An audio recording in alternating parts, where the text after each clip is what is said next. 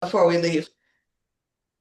I'm trying to remember. Okay, so then we thought we would look at life on a cruise ship. Now, we have showed the videos of Geeks on Tour, and Chris Gould does a real nice job, I think, of taking things from the easy to explain how to use different features. And her specialty has always been Google, and then more pronouncedly Google Photos and using Google on your camera or your Google device, Apps, Google Apps and Google Docs and everything. And she's a certified Google trainer. She has to take, I don't know if she tests or what qualifies her, but she goes to their annual conferences and all kinds of things.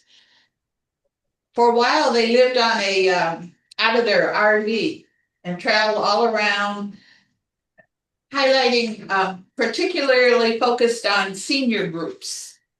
So I guess seniors gather together in their trailers throughout the country, and then she'd come in as a guest speaker now and then. And so they did that for a couple of years. Then they bought a place in Florida and would do the Zoom thing, once that became widely available. And so this year they sold their home in Florida and they're living on a cruise ship, which is a phenomenon that happens. So first this is their website where they're posting, here's where we are now, here's what we saw yesterday, and so on. That's the first link. Right. So we're going to go back. Yeah, that's the first link on our links page. And then the other link right there. Oh, that's not good. Oh, is that going back to the first thing? That's so easy to do, to get those links. Residentialcruising.com. No, that should be. Yeah. I'll just Google CBS.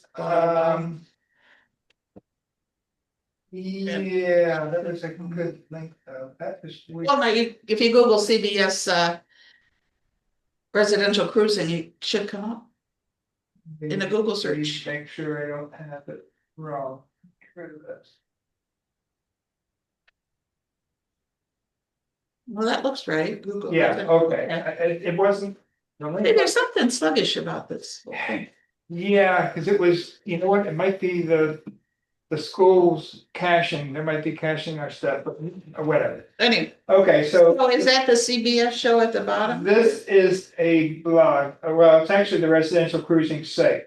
Oh. So this is about a blog from them.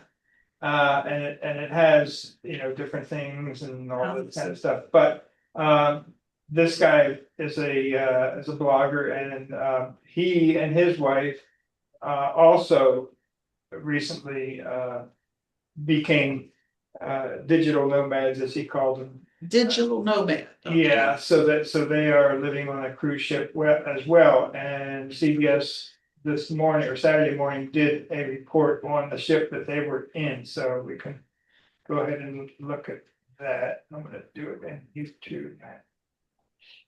That way you can knock knock. Hi there. Hopefully we'll see.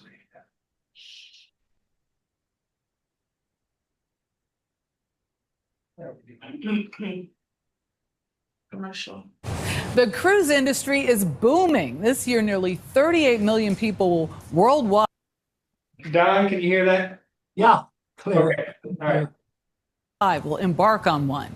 The average length of a voyage is 7 days, with some lines offering cruises as short as just 2. But we found one that's meant to last a lot longer than that. Christiane Benavides takes us on board a cruise that's never meant to end.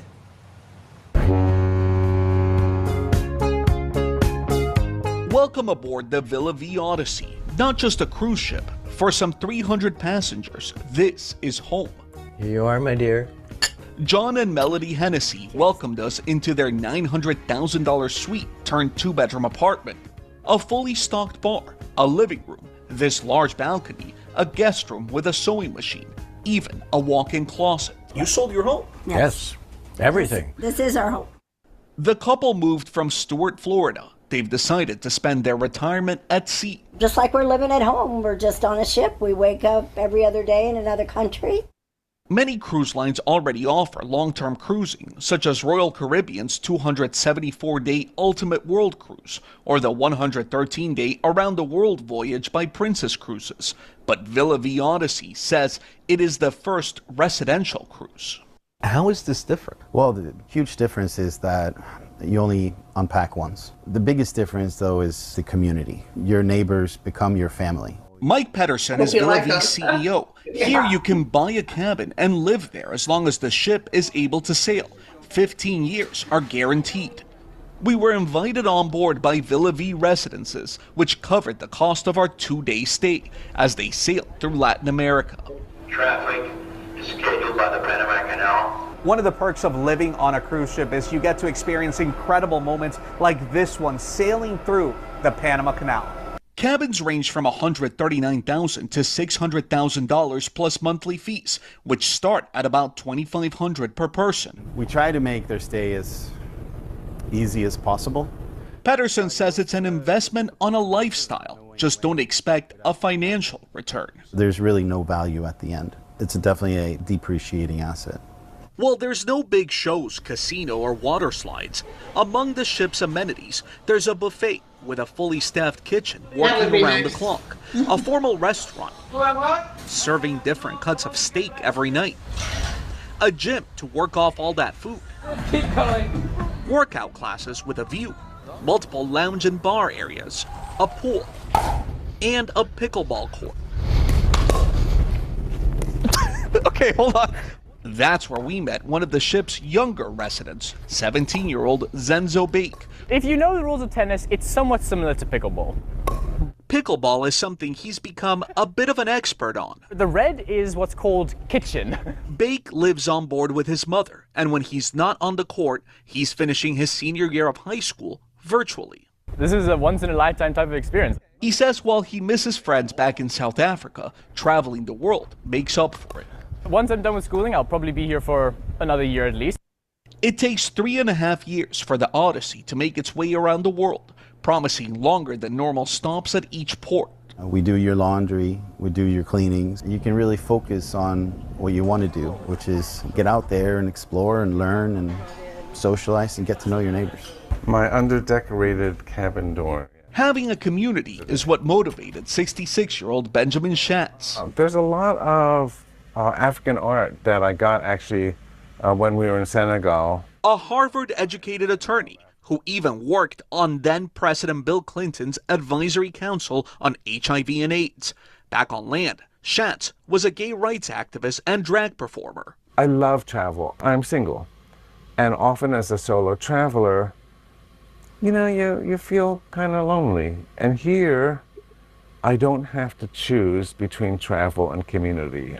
His 98-year-old mother, Letta, from Philadelphia, was paying him a visit. He has been doing cruise after cruise. Now he's doing cruise in a home where he's making friends and part of a community. L'chaim. Getting to this point hasn't exactly been smooth sailing for the Odyssey. With its maiden voyage initially set for May 2024, a problem with the ship's rudder stocks delayed its departure from Belfast in Northern Ireland. The ship eventually set sail on September 30th, 5 months later. Randy and Kit Cassingham from Colorado took that time to explore. And this is an adventure. So when we didn't leave Belfast as we're supposed to, just part of the adventure. Kit works as a life coach. Randy is a columnist. He purchased a home office in addition to their cabin. Our plan is to be here until we can't. If we die here, fine, that'd be great. We heard there's actually some cats that are on board the ship, and we're going to meet one of them. Me and Captain, the cruising kitty. 68-year-old Holly Hennessy sold her home in Milwaukee and rented out her North Palm Beach condo prior to boarding the ship. I feel like she's my home. Yes. Yeah, she's home. Hennessy is another solo traveler looking to explore in her golden years. My mother is alive and she's 94. She thinks I'm in Florida. She knows I'm on the ship Sometimes my only child died, and if I don't use my freedom, shame on me, it would be an even greater loss. I had to do it. Villavie is looking ahead, hoping to purchase more ships and start additional residential cruises for those on board the Odyssey sailing on the open water. Is just another day home. For CBS Saturday Morning, Christian Benavides sailing through the Panama Canal. I could totally do that. Couldn't you? No. No? I think it's very cool. I could not be on the ship that long. I think it's a great way to see the world if that is your thing. I don't know that I'd Over want 3.5 years in retirement, totally. Oh my goodness. If you have Sign the me money up. and that's your thing, yeah. What was Go it, for it. 11,000 a month? Yeah, I mean for the Okay. cheapest cabin. If you're there 15 years, That's a little Otherwise, it's Yeah. up there. But it is a great way to see the world. It There's really no doubt. is. If you have the resources, do it.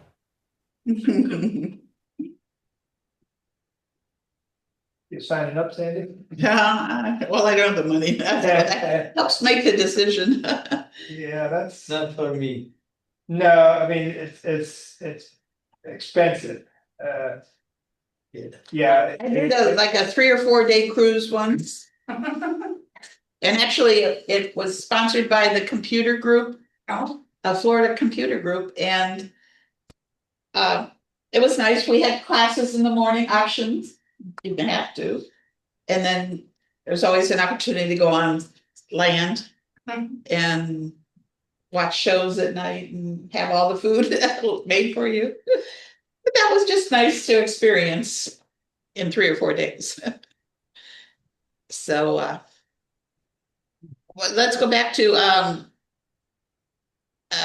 Chris and Jim and see what they wanted to point out about. Did they have a video that oriented it? I think so.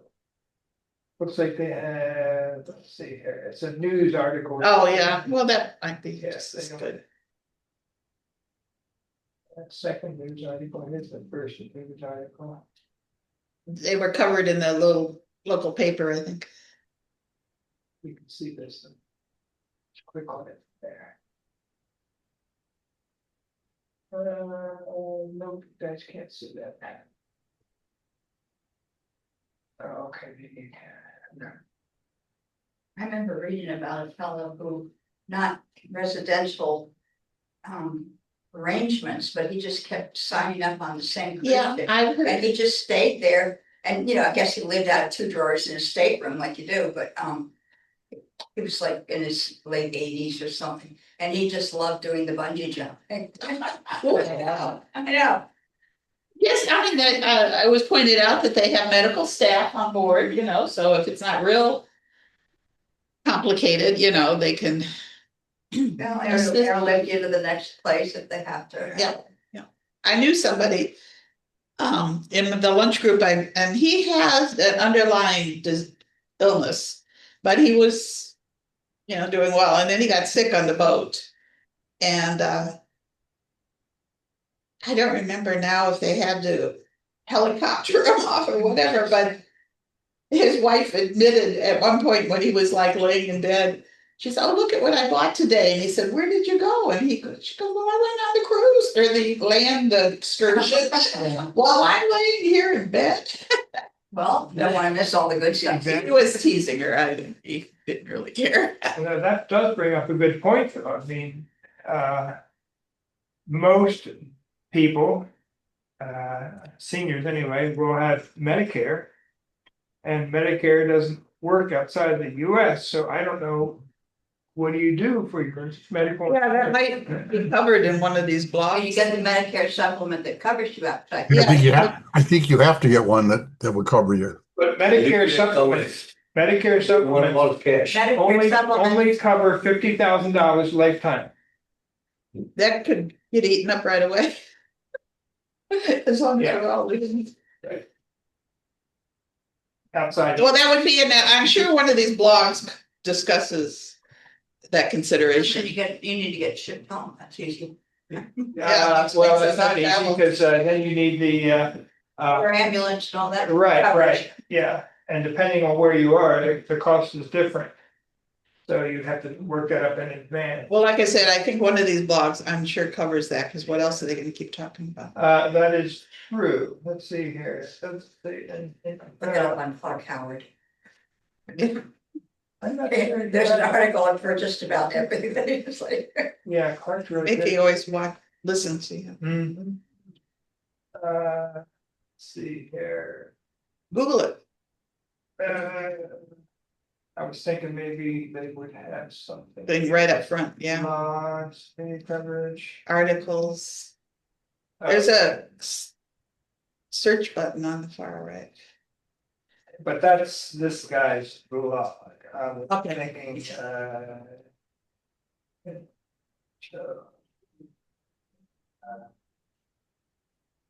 cool. Let's put it that way. See what we get here. Cruise travel medical insurance, but that's, yeah. Health insurance for ship residents. Let's try that. Specific. Yeah, let's try that.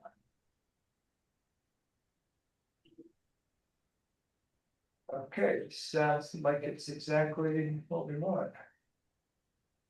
So that's another good site. Sounds like the port that guy. Additional health insurance, the geographical limitations, which is what we talked about. Limitation. Right. What to consider if you're looking, yeah. Will my coverage cover Right. specialized maritime plans? $1 bazillion. I bet. So apparently this doesn't discuss the costs of those. We would have to go into these other sites to find out. There was a TV show series that started, and I already forgot the name of it. And it focused on 3 people that worked on a cruise ship in the medical. Like I think 2 nurses or physician assistants and a doctor, and I think the captain was reoccurring. And somebody, of course, got sick I'm sure they customer every week, or they wouldn't have had a plot. But I don't know if how anybody was paying for all that ever came up. I got tired of it and stopped watching it. But Most of the patients are drunk. What do you That's think? because, they have unlimited bar facilities. Yeah, I wouldn't think that would be the issue on a residential cruise line, but for a vacation cruise line, I imagine. Yeah. yeah, for a short-term one, yeah. They are different Be breeds. different. Right. I can't do it. Okay. Well, you can see the world's divided. Could you do it? Well, maybe just cruise around Canada, Or you know what, do one of those 113 or 254-day cruises. Yeah, and see if you're still how you feel about Stay close to the UK and Canada. You'll be fine. It all depends on how the weather is. If the weather is bad, it is terrible. I've heard that. I know somebody who'd been on like 30 or 40 We went cruises. to Alaska, we had 3 days like that. Very bad. And Yeah, but that was a short term. she was in a storm and the boat's like, they're holding on so they don't slide. Really? You can't even go on the deck. Now that's surprising considering the size of those ships. Yeah. Well, anyway, so that's their life. And if you are curious or live through the adventures of others, there is some links there to go back to see more about what this experience is like. And since I kind of feel like I know Geeks on Tour couple, it's kind of fun to see their take on it. Yeah, they have their. And they've always traveled to Europe and the South Seas. Right. They like scuba diving and all that. Deep sea dive, I don't know. I don't even know what it's all called. So that's cruising. There's we need some music. Well, then we have a couple links here Yeah, that's. on new features in Gmail and Google Photos. we want to do them, right? Yeah, let's do one of those. What is going on? See, I told you that's right. That is so weird. Let's see. Of course, there we go. Wait a minute, that's the real. Talk about be Oh, no. more efficient with your email. Have you ever had an inbox full and you're just pulling your hair out saying, what am I gonna do with all this email, and trying to be more efficient? Well, mine's not full, but it's got about 6,000 emails in it right now. And I cleared it out about 2 months ago. So. All right, let's see what I have to say. All right. Let's start by looking at one of the smartest things you can do with an email. Take action instead of just reading and forgetting. Gmail gives you 3 powerful ways to manage your messages: snoozing, creating a task, or turning it into a calendar event. Most people are familiar with just one of them. We don't see what's going on. But today we're going to explore all 3 in when.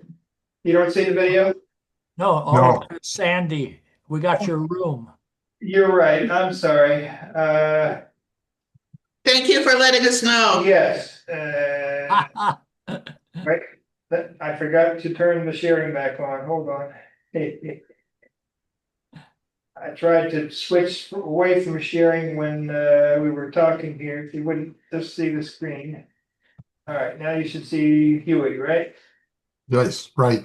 Okay, here we go. I shipped it back in that box and they shipped it back to me with no cost. Oh, this is something. I've been very. Oh, that's purchasing a new PC. Mine. So excellent. So Excellent. All right. They're out saying, what am I going to do with all this InMail, and try to be more efficient? Well, mine's not full, but it's got about 6,000 emails in it right now. And I cleared it out about 2 months ago. So. All right. Let's see what I have to say. All right. Let's start by looking at one of the smartest things you can do with an email. Take action instead of just reading and forgetting.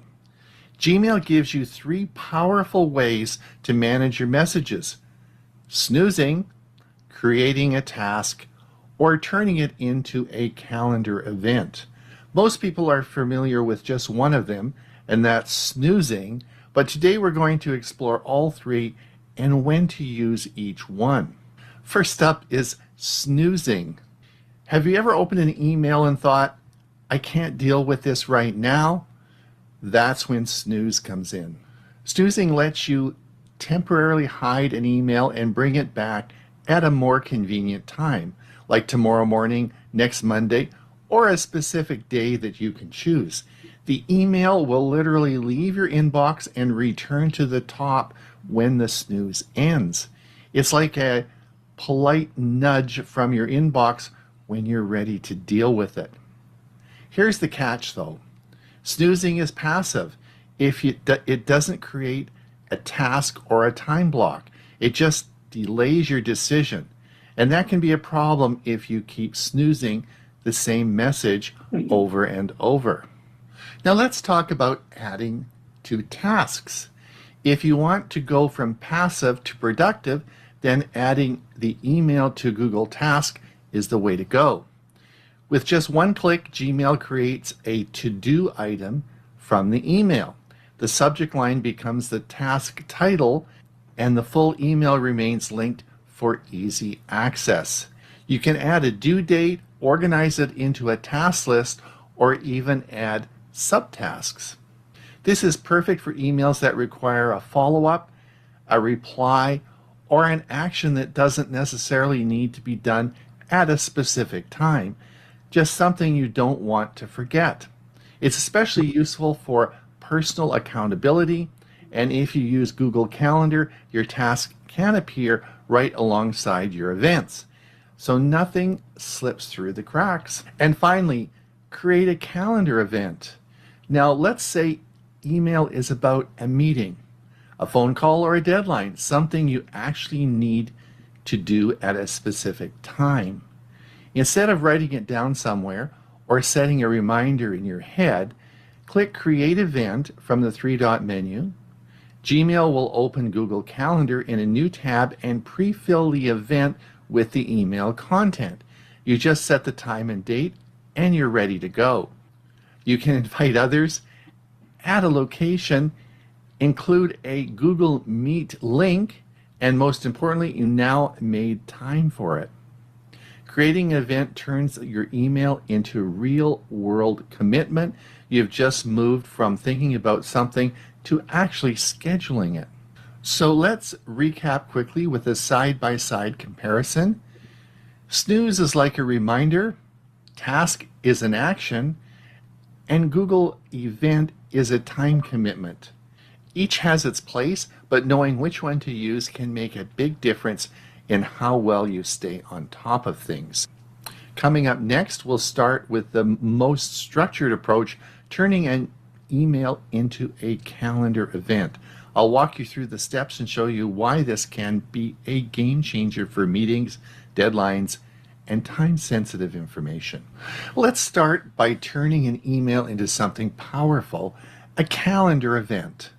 This is the perfect move when the email contains a meeting, appointment, deadline, or even just something you want to block some time for. No more copying and pasting into your calendar or forgetting to follow up. Gmail and Google Calendar work seamlessly together to make it super easy. If you look at his inbox, you'll see a new email that's come in from Ron Brown. It's a dinner request. Let's open the email up and it says, Beamer, can you and Sylvia come for dinner at 5:30 on August 6th? No need to bring anything. And it's signed Ron. Okay, so now we need to reply to this, of course, but what we want to do is we want to add this to our calendar and notify Sylvia. We could snooze this for August the 5th, but I want to put it on our calendar to make sure there's no conflict. So to add this to Google's calendar, come up to the three-dot menu, click More, and you can see here that there is a Create an Event. Let's click this, and this takes you right into Google Calendar. So what you see here is you've seen that the title, Dinner Request, is now going to be added to the calendar. Now, it's for August the 6th at 5:30. So by simply clicking today's date, we can now come down to August 6th, and we will choose the time because this is time sensitive, and it will be at 5:30, and let's say till 8 p.m. And it's not all day and it does not repeat. So this is now, we're going to save this, and as we come down here, we can see that, of course, Beamer is the organizer, and we're going to add guests. I want to add it to the calendar of Sylvia. So let's add Sylvia in. So now Sylvia is going to get a notification, and it's going to add this to her calendar as well. So we're going to save this. Would you like to send him into Google Calendar guests? Yes. We'll send that. Now, I want you to come over here, and I want you to look down on the left side. And of course, we'll have Beamer Brown, and also on the calendar we have tasks. Remember the tasks? So now the car washing task we did before is now, of course, on Sunday. You can see this, and this is an example of a task that automatically gets added to your calendar. So as we come along here, you'll now see on our calendar on the Wednesday, we'll see that there is a dinner request at 5:30. If I click this dinner request, this will bring up the information that we have, and you'll be able to see here that, of course, this brings up the information that was on our email. You can see at the bottom here where the original email was, and you can see that, of course, we have sent this to Sylvia as well. All right, we've seen how to schedule an email as a calendar event, but what if you don't need to block time, yet you still need to follow up or take action? That's where Gmail's Add to Task really shines. Instead of letting an email slip through the cracks, or worse, snoozing it into oblivion, you can turn it into a to-do item right from your inbox. And the best part, the original email stays linked to your task, so you always know exactly what it is about. Let me walk you through how it works. All right, here we are in my fictitious account called Beamer Brown. Now, my wife has just sent me an email and says, can you wash my car on Sunday? Let's open this up here. And I need to schedule this as a task so I don't forget. Not something I want to forget. So as we come up here, we can see this top menu. Let's click the 3-dot menu, and it simply says add to tasks. So we're going to click this, and that immediately over in the right-hand panel puts this in my task list. This is the list I have made up called my tasks. Now, can you wash the car on Sunday? So today, let's book that in for Sunday. Sunday is here, and we'll say this is done. We can set a time. Let me say I'm going to do it around 10. It's a little bit warmer then. We're not going to repeat this. You could repeat it if you want. We're going to click done. And now in my tasks, it's going to list this for a task tomorrow. When we complete it, we just click this here. Why is this so powerful? Because now your to-dos are separate from your inbox, but still directly connected to the emails that mattered. This reduces inbox clutter and gives you a clear checklist of what needs to be done without relying on your memory or sticky notes. If you've ever left emails unread just so you'd remember to follow up later, you're going to love this. Tasks give you a clean, structured way to manage all those email-based items. Now here's a bonus tip. If you add a due date to your task, it will automatically show up in Google Calendar under your tasks calendar, so your to-dos are always in view when you're planning a day. In short, add to task is perfect for emails that require attention, things you need to remember but don't need to schedule, and staying on top of responsibilities in a structured, low-pressure way. Next up, we'll look at snoozing emails. While convenient, might actually be hurting your productivity, and how tasks and calendar can be a much better long-term strategy. So the problem with snoozing emails. Let's talk about a feature we've all used and I made a video about called snooze. At first glance, snoozing seems like a perfect solution. You're not ready to deal with an email, so you tell Gmail, remind me tomorrow, or bring it back Friday at 9 a.m. And yes, it feels satisfying. The email disappears from your inbox and you feel like you've done something with it. But here's the truth. Snoozing is a band-aid, not a plan. You snooze an email to Friday at 9 a.m., but you didn't block out time on your calendar. So when Friday arrives, your morning is already full of meetings. That email pops back up and you hit snooze again. Now it's next week and nothing has changed. This creates what I call a snooze spiral. You keep pushing emails off without real decisions on allocating time to take action. Why snoozing fails as a productivity tool? Well, it delays decisions. Snoozing feels productive, but it's actually avoidance. You're not committed to action, just postponing it. It doesn't create visibility. Unlike tasks or calendar events, snoozing emails don't appear in your daily to-do list or schedule. Out of sight, out of mind. And it can even lead to inbox clutter. You might end up with a flood of snoozed emails all reappearing at once, overwhelming and easy to ignore. So a better approach, ask yourself this question every time you're tempted to snooze an email. Is this something I need to do or schedule? If yes, turn it into a task. If it needs to happen at a certain time, schedule a calendar event.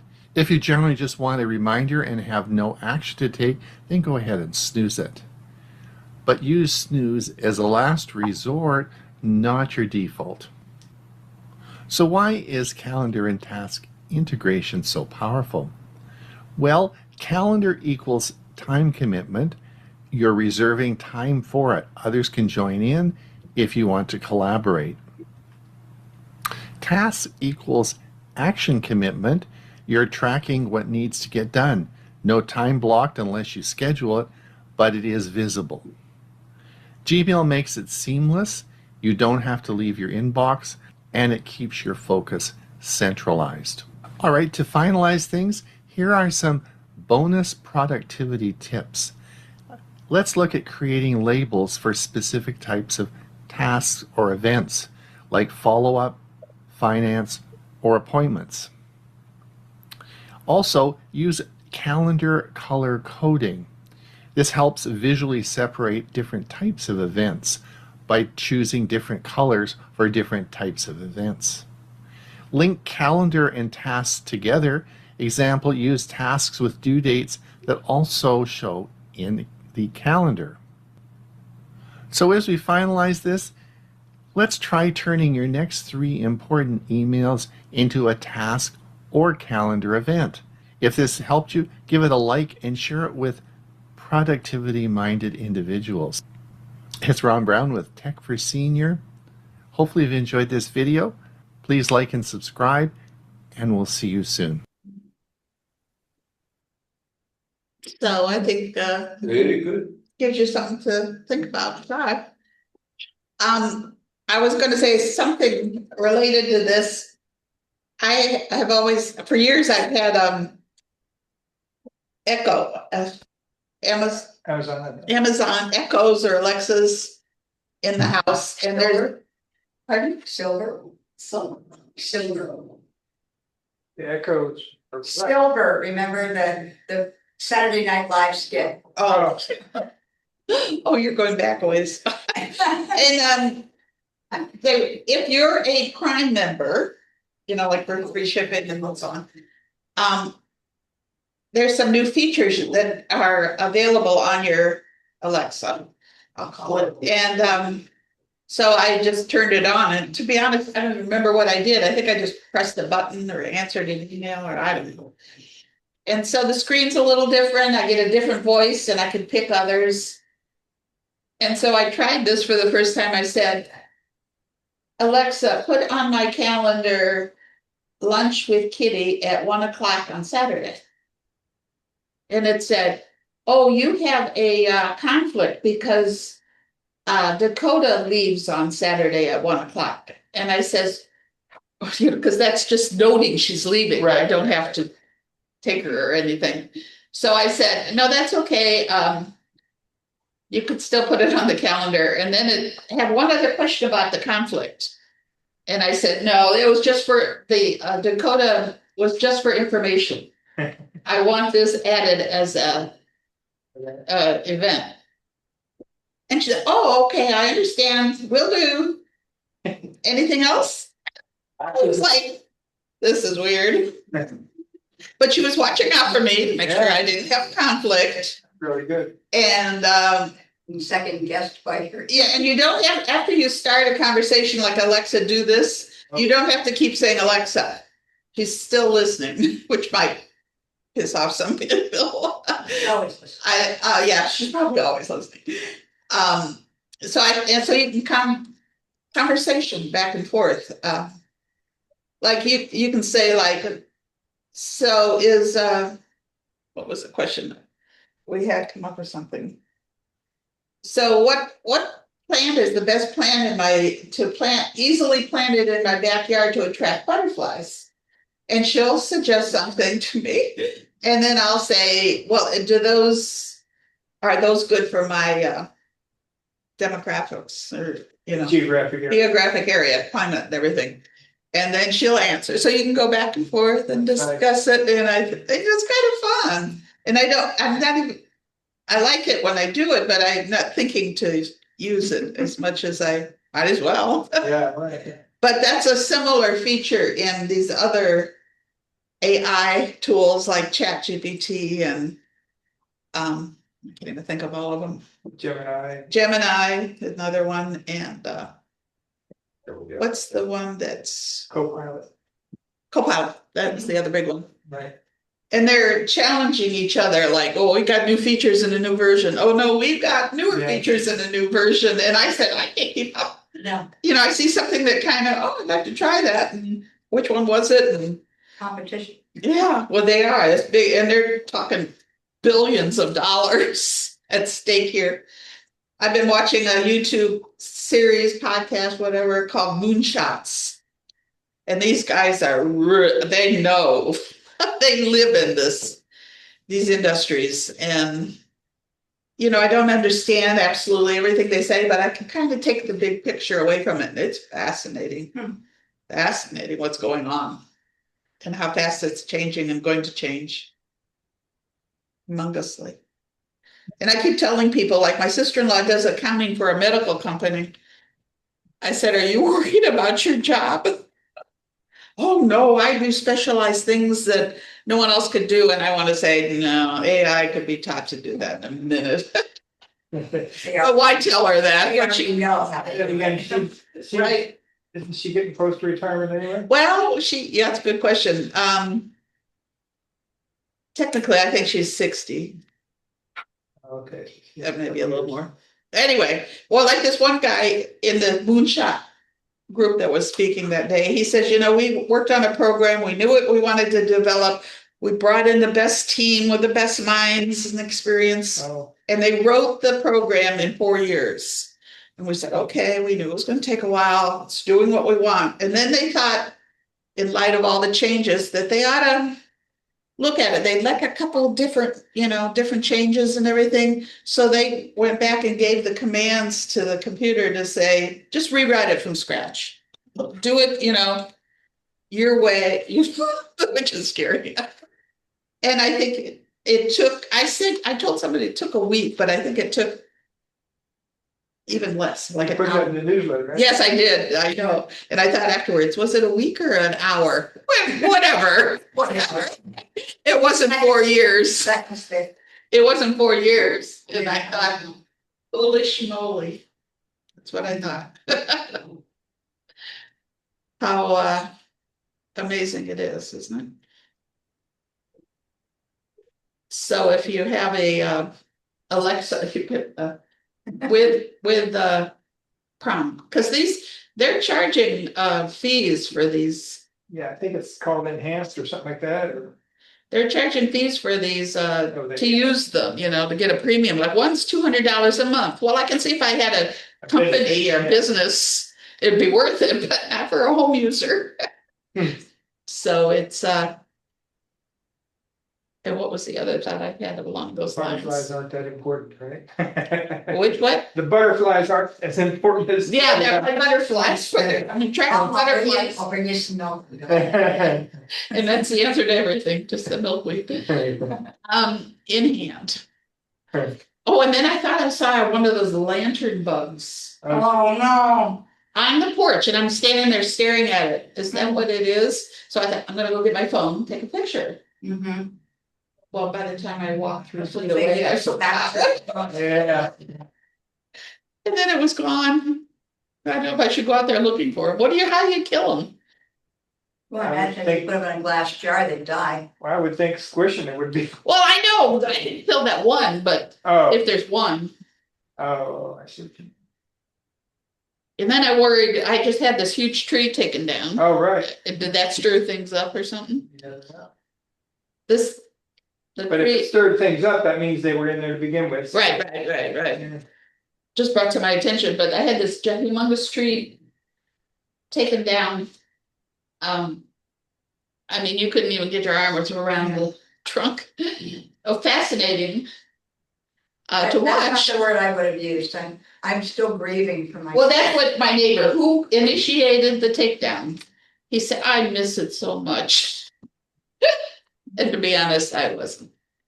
He had the benefit of the shade and everything. Huh? Yeah, well, and then my yard never grew as well as it should because it was too shady. And anyway, moot point. Mm-hmm. All right. Reimagine? How about debit card users? Beware, it sounds useful. All right.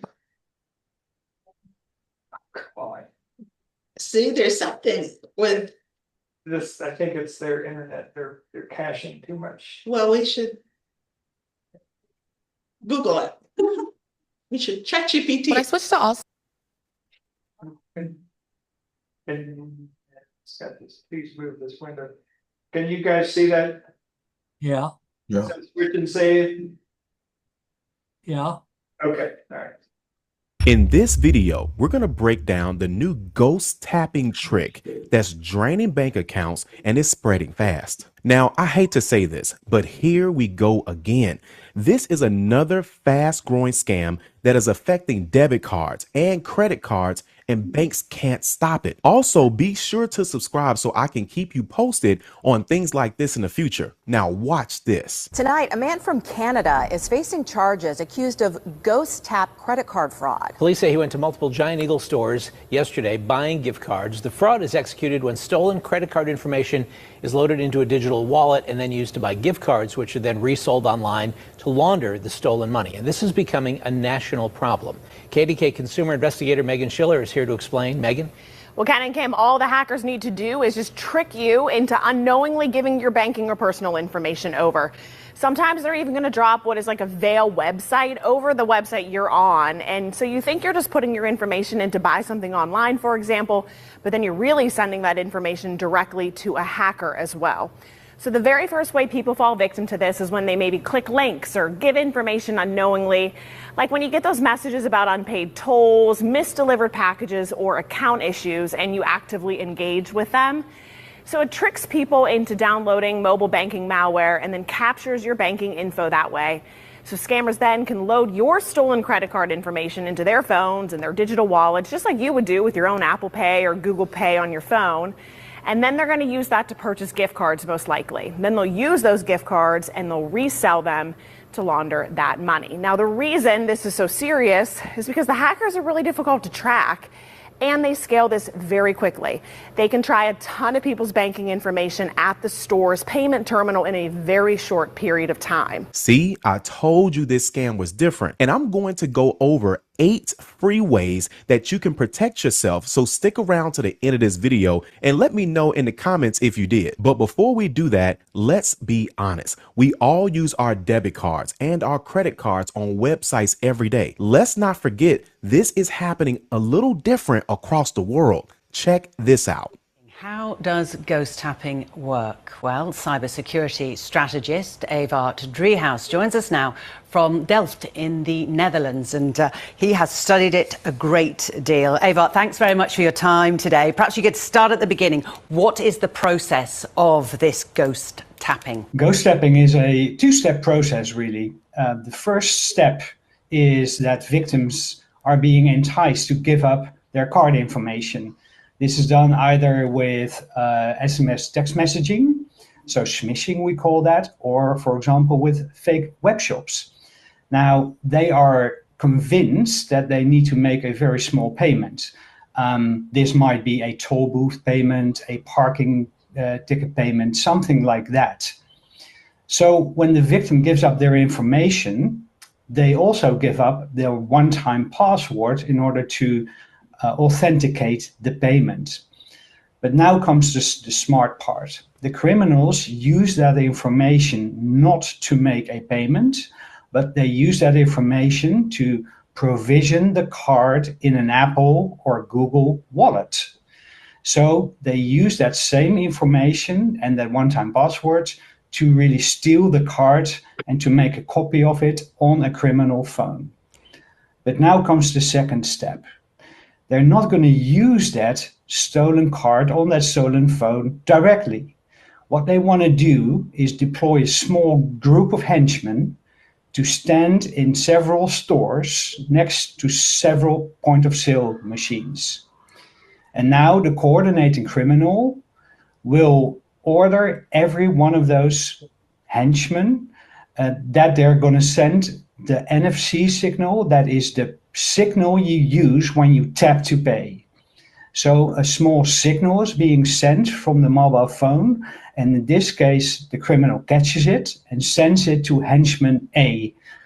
henchman A will now buy something from that store. And that store can be miles, dozens, or even hundreds of miles away from where the coordinating criminal is. Now, in this way, they can now buy 3 gift cards, for example, or other goods which have a high resale value. Now, the reason they do this is so the original criminal stays out of the line of fire. They're not next to the payment terminal, and the gift cards that can be resold offline, really what they offer them is a way of laundering money. So for them, it's a cash out mechanism and a money laundering mechanism.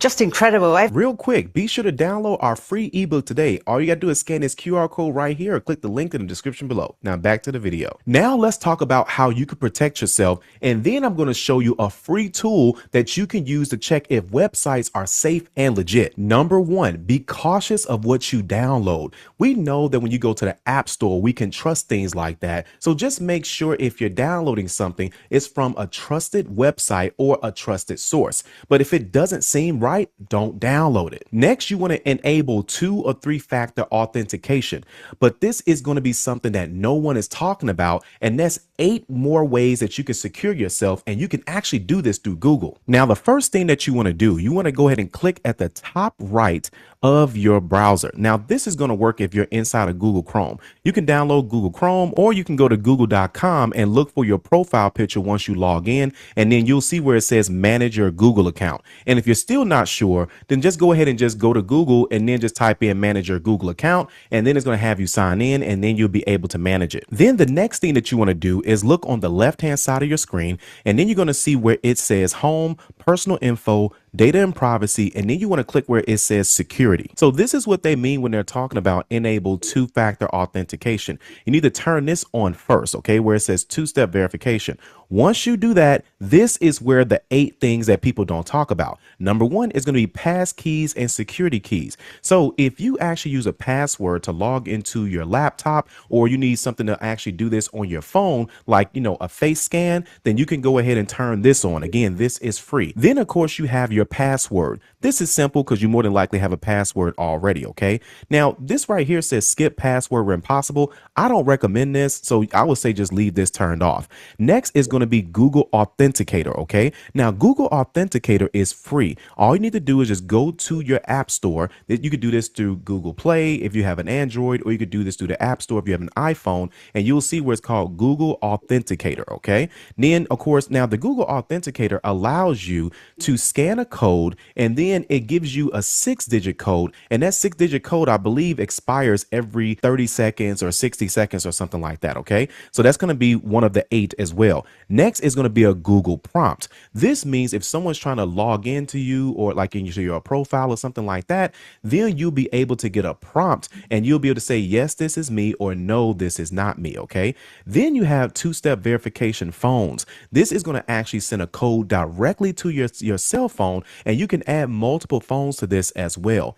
Then, of course, next is going to be your recovery phone. Okay. Now, your recovery phone is if you, for example, you know, you don't want to put your phone number in, and you have like a backup phone, or if you have a spouse, girlfriend, boyfriend, whatever that ends up being for you, then you can go ahead and do that as well. Then you have your recovery email. Okay. Now, this is going to be a great way, especially if someone's trying to get into your email as well. You can put in your recovery email, and this is something new that Google just came out with, and this is going to be backup codes. Okay, so now these are all things that are for free that can help you secure your account if you feel like you've now been hacked online, or they're trying to get into your bank accounts online. These are free services, but here's the thing, this only works if you have a Google account. Now, this is the free tool I was talking about. It's called urlvoid.com.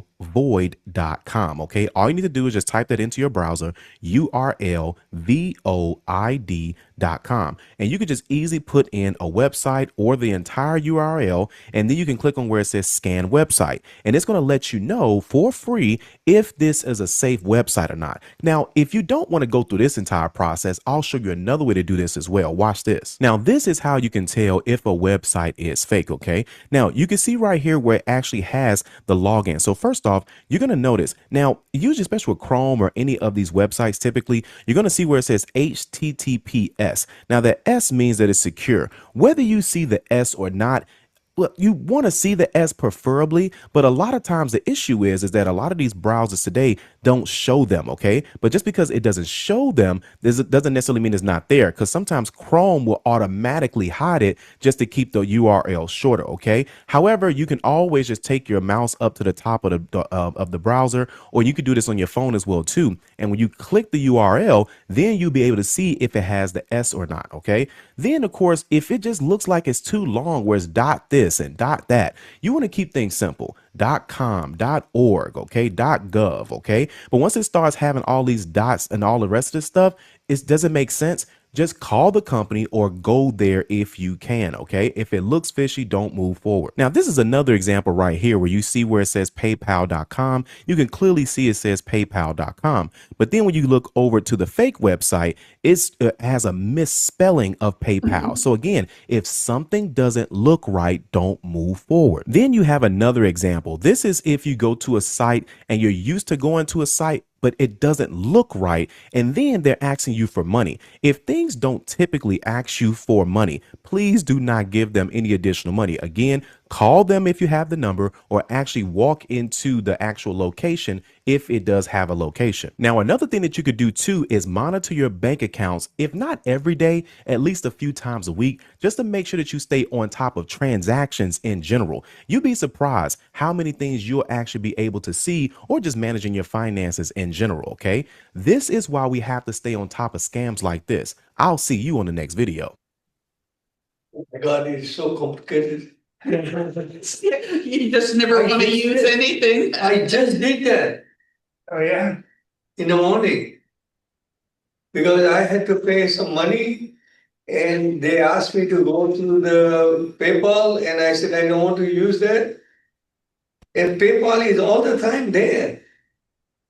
Yeah, that's suspicious. I hope I did not goof up. You did. Watch it close and then call the bank. Oh, how do I watch? Just check my account. Check the account. What, the PayPal? Did you use PayPal? What No, did you use? I did not, but the guy who was expecting, I had to pay. It's a government of India, okay? But it said you pay, it is better that you pay by PayPal. So I did pay $154. Ooh. It might be legitimate. I just want to check that. Well, I imagine whatever you needed, you could go to the Indian government's website and log in and see if that service is paid for, right? Yeah. Okay, so I would try that. Go to their website. No, but I don't know whether somebody copied. Well, that's what I mean. If you go to the Indian government's website and log into whatever service you were trying to get, and see if they got the money. If they got the money, that means it was a legitimate, Right. and probably nobody was hacking it. Right. But that would be the only way I would think. Should I call them? You could call them. Make sure that Make you sleep better if you did. Yeah, I would. Okay, Not bad like this. Yeah. Go ahead and stop into the government. Into the government. Yeah, I already did. I know. did that. You got back there. All right, I'm gonna share. And it took time, so I had to do this, do this. I know. I wish they. No, it is too early, so I wish they'd get it all more with the bank secure. or And something like that. All right, I'm gonna share the screen again. And I wish just they'd a- get it just more. one thing he mentioned. This you can't see the HTTPS in this website. And what he was talking about is if you click up there, actually, and I just had to hit the right arrow key too, to make it from turning blue. Now you can see that the whole website spreads it out. It expands But the it really website. expands it. Right, whereas if you just, not click up here, you won't see that. But what did you do to expand it? I clicked up here, and then if you just just click anything to make it not blue. Okay. Because if you click on here and let's say you copy it. That would be copying it or something. Yeah, let's see here. Let me do it again. If I hit Control C to copy and then I open up Notepad, even though it doesn't show that it's got it. Oh shoot! Oh, I forgot you guys can't see this. Let me. Right here, I'll just get rid of this and show you again. If I paste that in, you'll see that it pastes the entire website, including the HTTPS. It does have the HTTPS. So yeah, even though when I copied it, it wasn't there. It actually knew it was there and copied the whole. I'm surprised that's been around a long time. It has been. Yeah.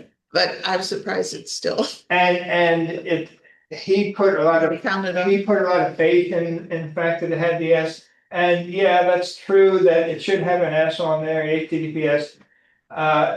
I've seen legitimate websites that don't have them on, and just having the S on the site doesn't mean that it's a legitimate site.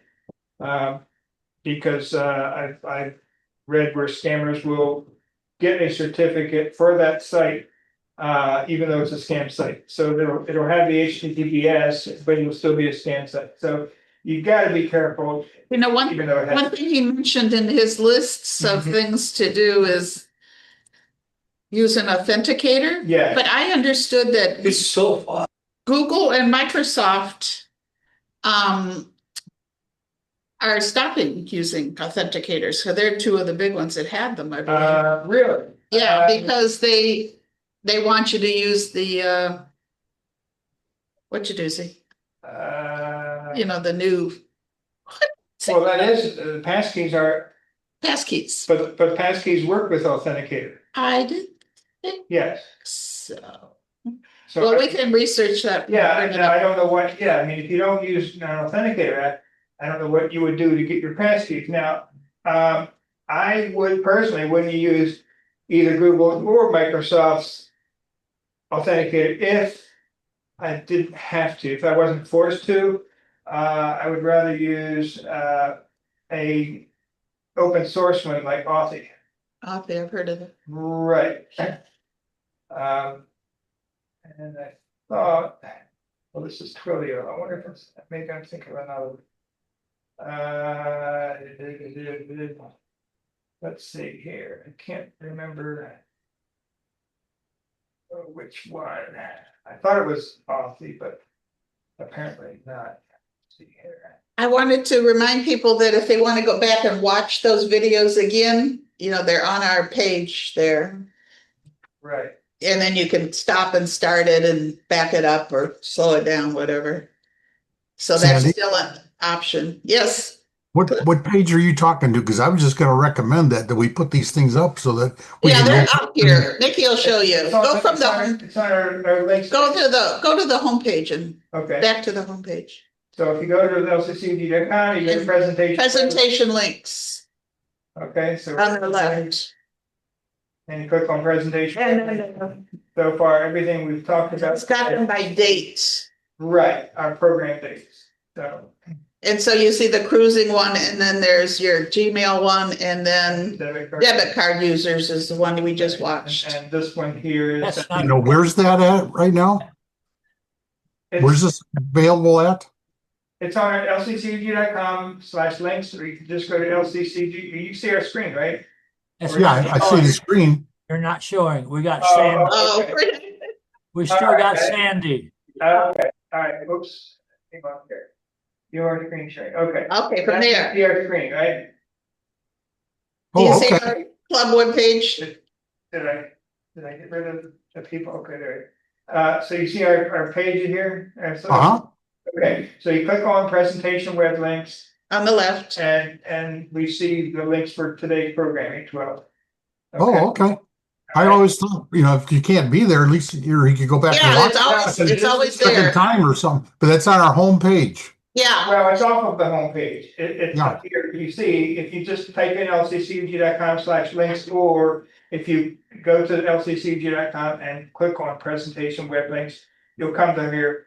And if you scroll down, there's all the past ones. Right, and if we've recorded them. Oh my. then we'll Okay, be I'm here. sorry. I did not know that. Okay, yeah, if we've recorded them, they'll see the YouTube video. Yeah, if we recorded the whole meeting, it'll be there after the meeting. Okay, thank you very much. This one still says presentation coming soon, but I think we had problems with that. I don't remember. Anyway, yeah, as soon as, I mean, I am recording this one, so this one will be up there within a couple of days. Okay. How long Sometimes the audio is not that great on these recordings, but we try. Okay. The Reimagine tool is, I don't think that's very long. It is, I don't remember. Okay, I did actually, okay, we'll go with that one. What do you think? Might clear the palette. Okay, so anyway, yeah, there's other open source. Oh, the authenticators, yeah. I thought it was off the, let me see here, just since we're on this topic. Authenticator at, I can't remember the name, but I have it written down. It wasn't it, alternative to, Aegis, that's it. Aegis is was the open source one. So if you would want an authenticator app that's not, you know, if you don't trust Microsoft, if you don't trust Google, get one that's open source, and this is the one to get. Aegis is open source. Okay. Maybe we can look for a, you know, nice clear review of this next month. Okay. All right. Anyway, all right, so back to here, we're gonna go with, oh, and here's that website. Yeah, what you showed. Checker that he was talking about, so you can put the URL in there and do the scan. So I put a link to that right underneath his video there. That's good. Okay, so now we want to go to the Reimagine, right? Yeah, I thought so, because that's Chris, I think. Yes, it is Chris. All So right. this is Chris making this production from her boat, ship, whatever you call it. All right, and everybody can see that so far, right? Right. Here I go. We're gonna make this big and start it. So I'm going to jump right in with the most fun new feature, brand new feature. In fact, I doubt if any of you have it. I'm surprised that I got it. I just got it a few days ago, and it's called Reimagine. Now, if you have a Pixel phone, you might have had it for a little while. So I'm going to show you on my Android, because my Android, my Samsung phone, is the only one of my devices right now that has this feature. But watch how quick and easy. So here's a photo in our cruise ship cabin. I'm just looking out the window.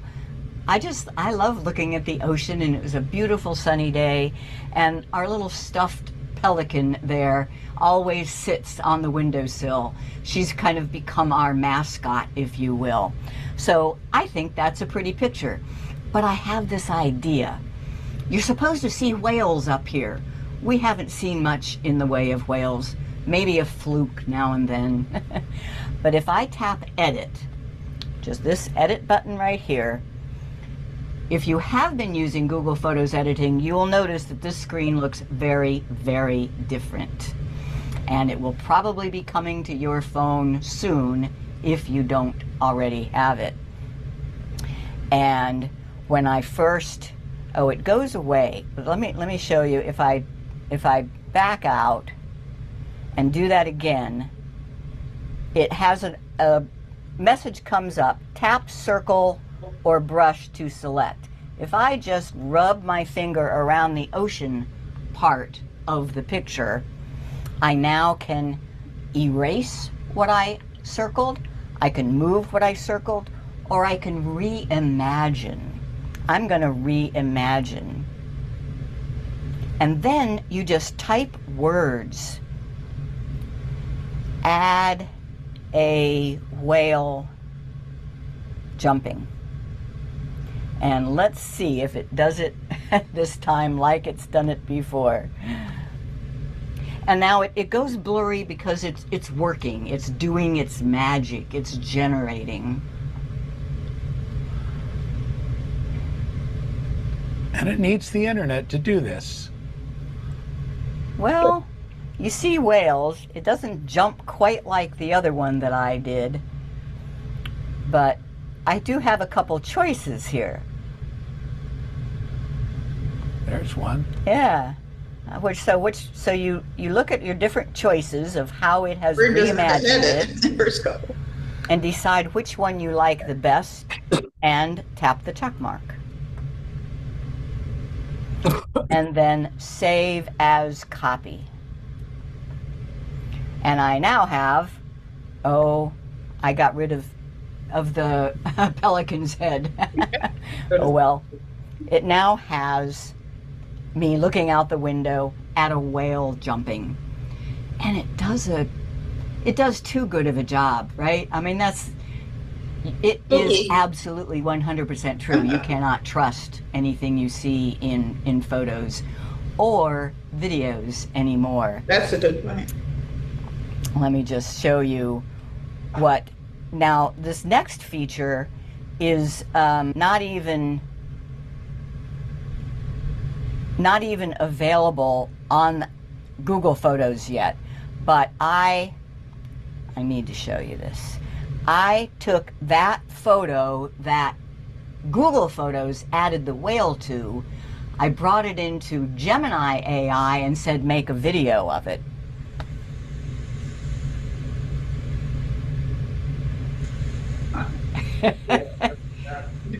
Is that amazing or what? So that is just one of the most fun examples of what Google Photos' new AI editing is able to do. I swear, every time. I've got it. You would not believe what I just did, Huey. This is crazy. All right. Well, so that's an example of some of the new. And like I said, there's so many features. Like she said, well, she knew to go to Gemini for another feature to add to it. And I thought, I can't keep straight what's where and who. yeah, I wouldn't have thought about that, but that was a good idea. Yeah, and then it brings home the point that you can't trust what you're seeing. Right. So if you see a politician stand up there and say something, who knows who right. how generated it was by. Right. Or by whom? By whom? Who's for something else? Pulling the strings. Well, we actually went through all of it. Good. Actually, yes. So next month I will probably just come along with some. I didn't get to ask our. Oh, right. But do you think, Nancy, you'd be able to come to a little? Oh, yeah, but it's not gonna be real early, is it? You're talking about Sugar Creek? Yeah. Be around lunchtime? Yeah, lunchtime. Yeah. And Cliff, would you be able to come, or you're interested in coming to a gathering in a restaurant? Oh yeah, if I possibly can. Yeah. My wife's been sick, and so I've had some problems. But yeah, I was thinking not of Sugar Creek, the other place. Sugar Creek, I don't think is open on Mondays. Well, they usually are open on Monday. I think usually it is. Oh, is it? Okay. For a while they haven't been, or they weren't. And it's probably been since a year because I moved from that area.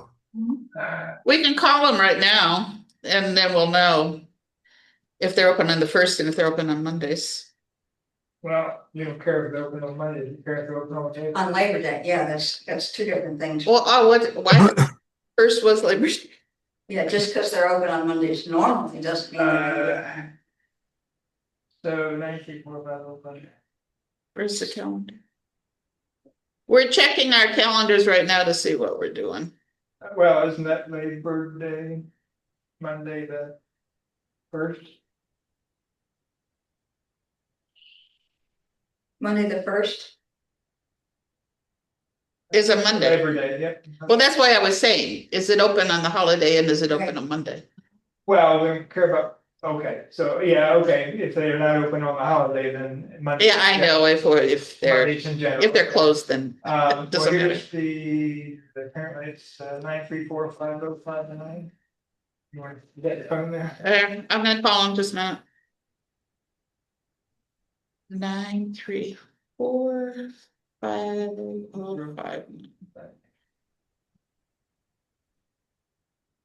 Thank you for calling Sugar Creek Restaurant. Press 1 to place an order. Press 2 to speak with a team member. It's you want to.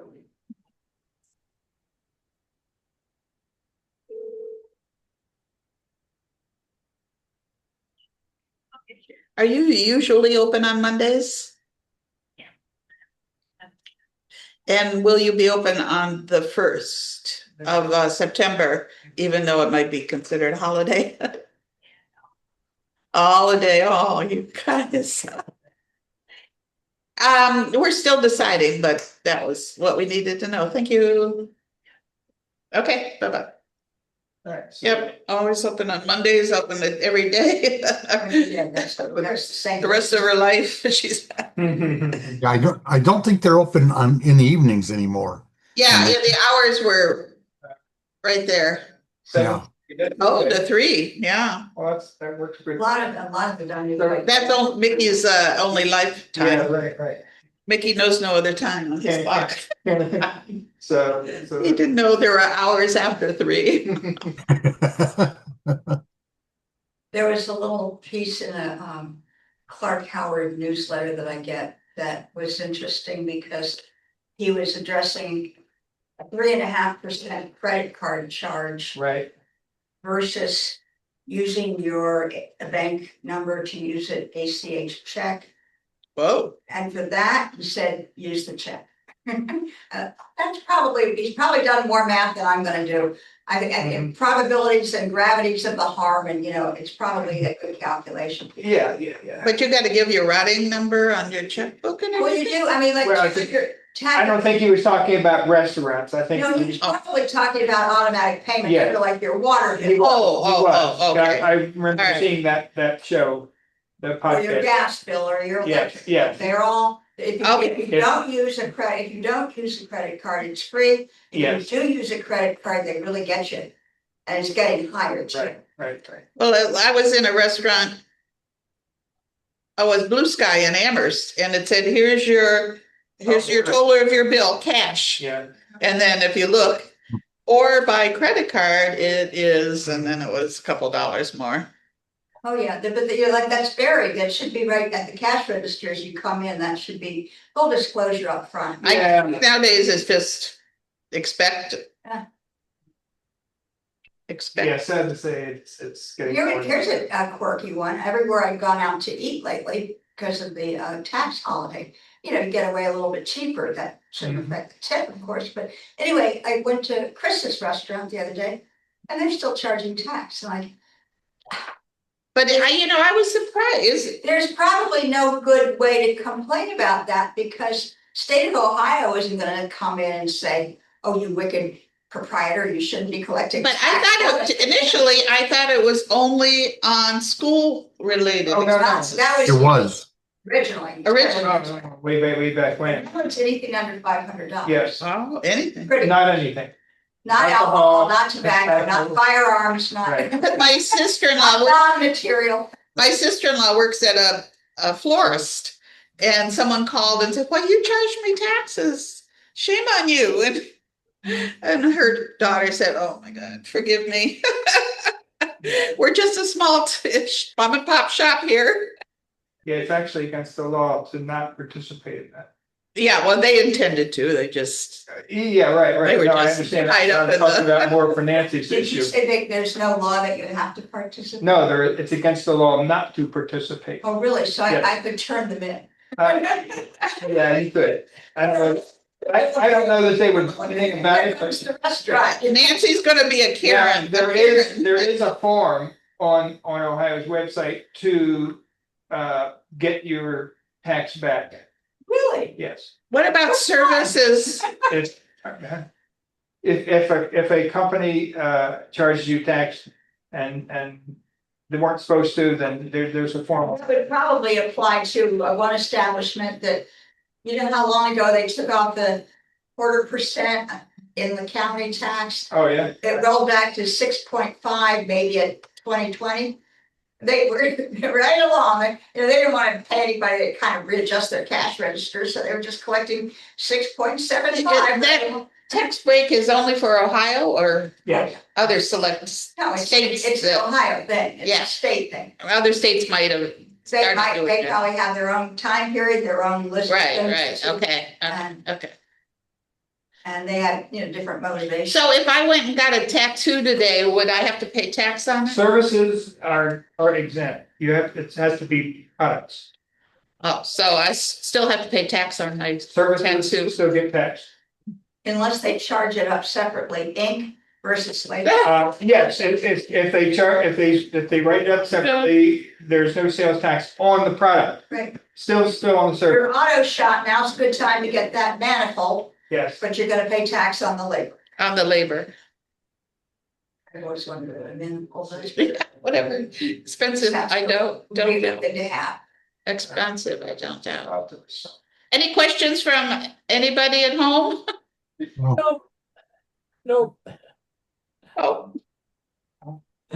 All right, we're gonna pick two people, me and Sandy again. We're done. Done. I'm sorry. Vicky moved that we close the meeting and I seconded it. Thank you. Thank you for everything. All right, you're welcome. Off the boat. All right. Thank you for coming. All right. Take care, guys.